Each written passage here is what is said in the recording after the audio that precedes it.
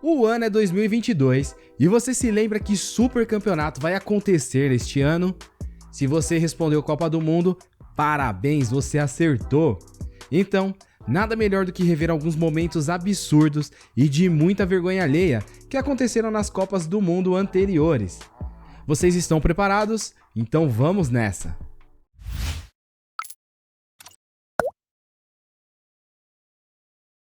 O sumiço do Bandeirinha.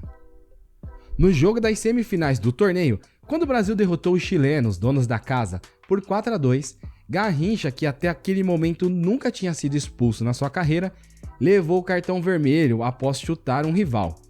Mas, mesmo depois de ser expulso, lembrando que naquela época os cartões ainda não tinham sido inventados, o craque jogou a finalíssima.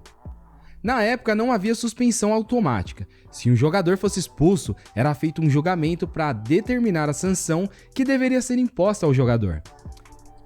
Mas, para surpresa de todos, o Bandeirinha não apareceu no julgamento e ele era a única testemunha oficial do lance.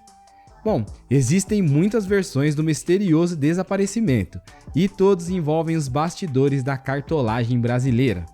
50 anos depois, o árbitro brasileiro Outen Aires, suplente naquela Copa do Mundo, disse ao Sport TV que o árbitro do país naquela época, que era o Wetzel, participou da operação e teria levado $10 mil para que o Bandeirinha desaparecesse.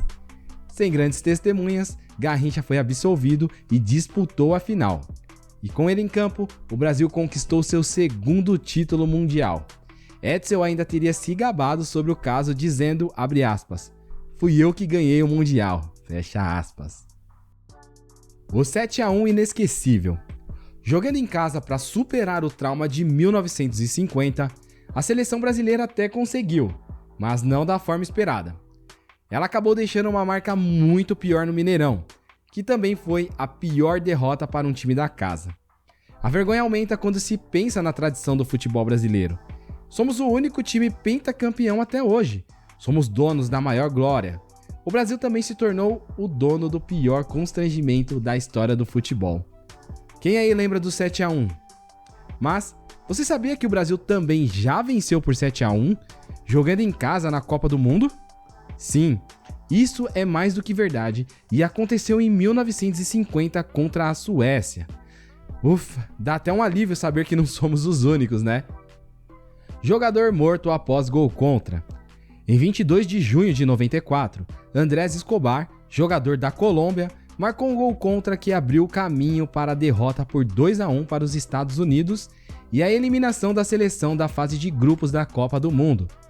10 dias após o momento mais triste de sua carreira, em 2 de julho, o zagueiro do Atlético Nacional, então com 27 anos, foi morto a tiros no estacionamento de uma boate em Medellín, sua cidade natal e lar.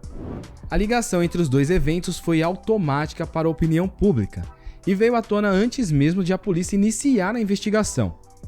Escobar foi morto pelo gol contra que tirou a Colômbia da Copa do Mundo.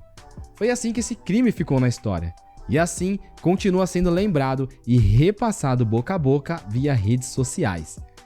O responsável pelo tiroteio que matou o jogador foi Humberto Munhoz Castro. Ele foi apanhado pela polícia e condenado a 43 anos de prisão, mas foi solto em 2005. Apesar disso, o crime nunca foi 100% resolvido.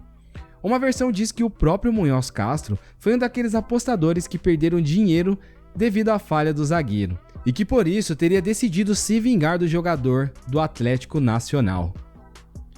Água batizada. Em 24 de junho de 1990, ocorreu um acontecimento que ficou conhecido como Água Batizada, envolvendo o jogador brasileiro Branco. O calor intenso fez com que o lateral esquerdo do Brasil pedisse água aos argentinos que entraram em campo para atender o jogador. O que aconteceu foi que, enquanto o jogador argentino estava sendo atendido pela equipe médica, o massagista da equipe, Miguel de Lorenzo, distribuiu água para os jogadores. Branco pediu água e recebeu uma garrafa verde, diferente das transparentes que seus adversários estavam bebendo. Depois de um tempo, ele se sentiu tonto e sonolento. Alguns de seus movimentos básicos não funcionaram. Dá só uma olhada no Branco falando sobre o que aconteceu. A hora que o jogador da Argentina ia tomar o mesmo frasco que eu Depois, quando o Maradona caiu na ponta direita que eu tomei, o massagista argentino falou, não toma desse. E pegou outro frasco. Eu fui falar com o Bandeirinha para explicar a ele que ele tinha trocado os frascos, porque, se eu cair no exame antidoping tem alguma coisa, o maior prejudicado sou eu. E nisso o jogador da Argentina pegou e me tomou o frasco da mão, quer dizer, tudo armação. Mas eles são assim, jogam sujo mesmo. Anos depois, os jogadores argentinos Maradona e Basualdo confirmaram que a água foi administrada com pílulas para dormir. Dá uma olhadinha na confissão do Maradona. Estaban todas las dos y tomó Branco y venía a tomar Baldo, venía a tomar todo lo bueno, ¿viste? Y yo decía, que tomen.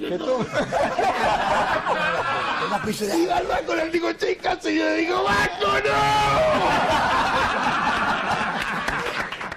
Naquele ano, a Argentina venceu o Brasil por 1-0 com um gol de Canidia. Moral da história? Nunca beba a água do adversário. País que se recusou a sediar a Copa do Mundo. A definição do país, ou países que sediarão uma Copa do Mundo, é uma decisão tomada com muitos anos de antecedência para permitir que os locais selecionados se adaptem às exigências da FIFA.